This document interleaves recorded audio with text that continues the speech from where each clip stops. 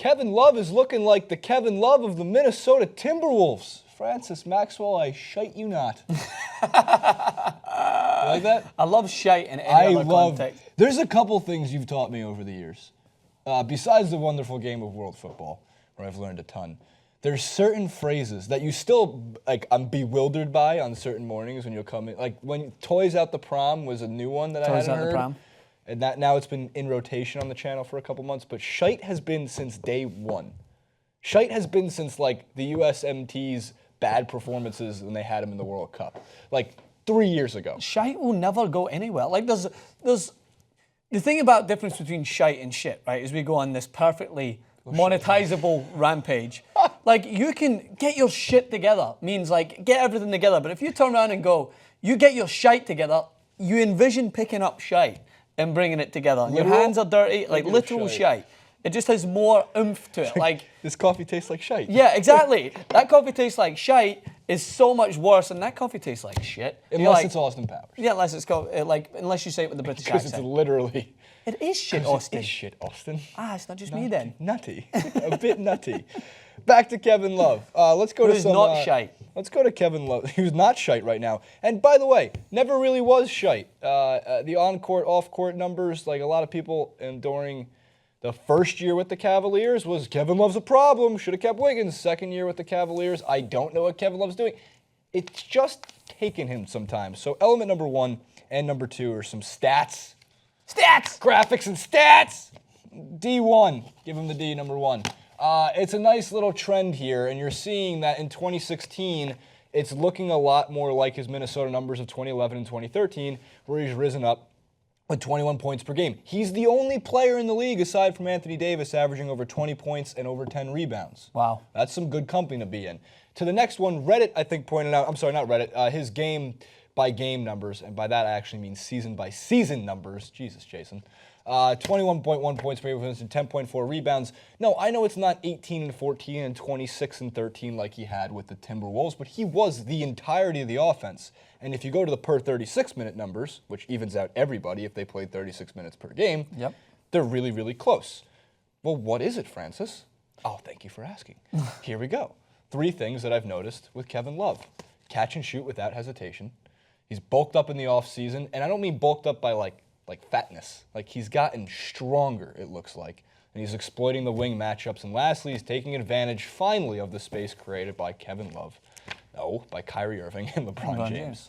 So, Francis, 34 points in a quarter. That's not going to be a normality. But Klay Thompson did 37 not long ago. We didn't think we'd see a quarter like that. Set the record for most threes made in a quarter for the Cavs, the most points made in a quarter in a Cavs history. So it's going to be like one of those great Jeopardy questions down the road. Kevin Love. Who has the most points by a quarter? And it's going to be like, it's LeBron. Wrong. I like that we're doing this clip more so after that spike. You know what I mean? If he's a trend, he's at the top of the trend. And everyone's tweeting, he's trending on Twitter, everyone's talking about how Kevin Love played phenomenally well in that quarter. And then they'll go back to focusing more so on Kyrie Irving, LeBron James, everything else that's going on in the NBA. But while we have had our eye on Kevin Love, and we vouched for Kevin Love last season, where people were posting the memes of him during the finals being like, Kevin Love doing what he does best. And it was like him sitting on the white, like outside looking in. Like, it's funny, but it isn't true. Like, just because his stats weren't as quantifiable in the finals or towards the latter stages of last season, it doesn't mean that he wasn't an asset. Like, he does so many little things well that other players coming in to replace him couldn't do. He is a gifted defender when he has to be. He creates a lot of space. He's perfect for pick and rolls. He's perfect for finding open looks. He is a man that you can trust with an open look in crucial clutch moments of a game. And he's just adding to this consistently. I think that's the main thing, is the consistency that wasn't there as it has been with the Minnesota Timberwolves. When I fell in love with Kevin Love as a player, I remember watching him destroy the Clippers several years ago when it came to playoffs. Grabbed like 26 rebounds. Yeah, it was ridiculous. And he was doing everything because he was allowed to do everything. The Minnesota Timberwolves were Kevin Love during that point in their season. The Cleveland Cavaliers are not Kevin Love. They haven't been Kevin Love. They're more so LeBron James. If LeBron James isn't on, it's Kyrie Irving who's going to drive that team, which is fine because they're two great players. And then third string is going to be Kevin Love. But it doesn't mean that he can't still contribute an obscene amount to this team. And I think that we're just noting it on a more consistent level.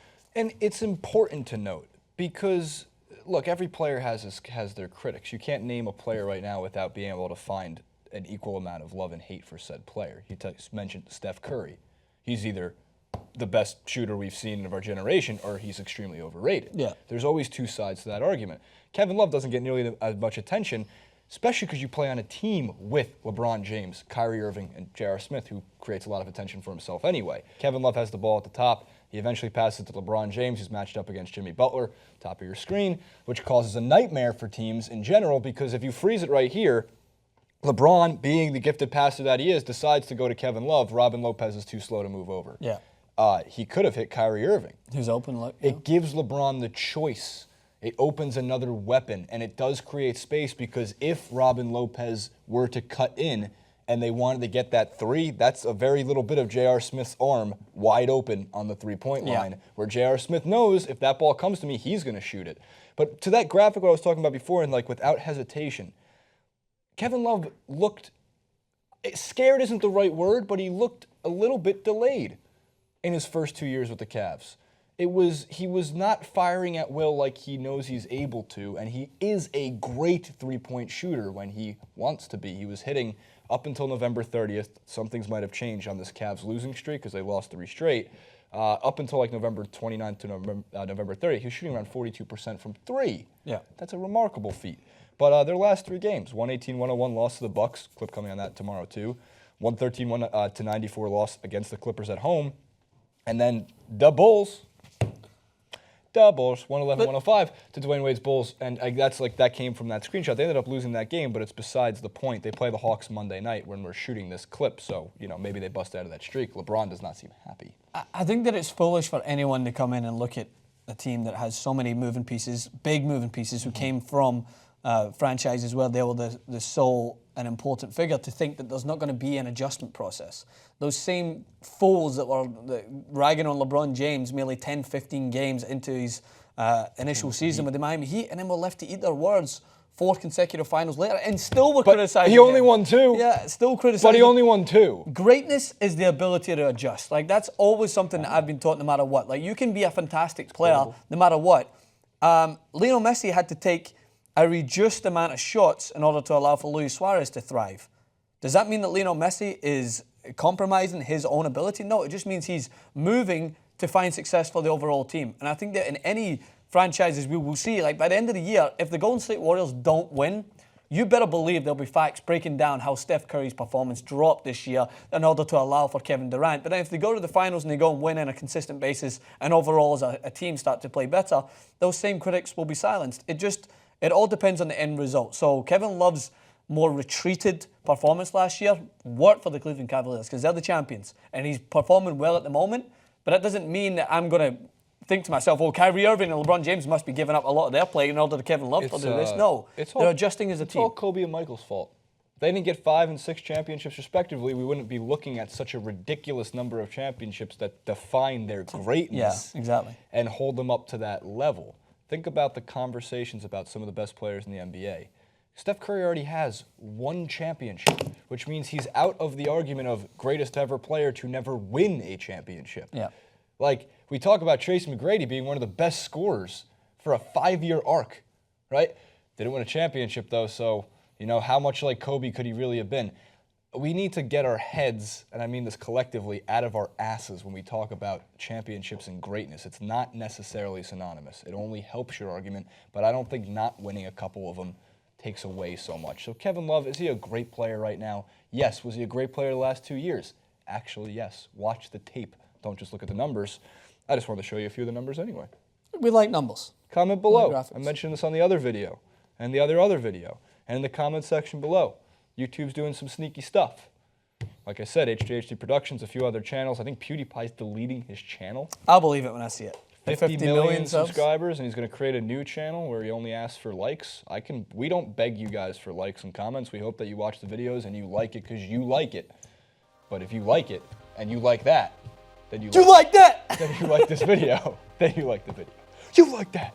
You can dislike it too if you want. I mean, it's up to you. Hate watch. I already told you.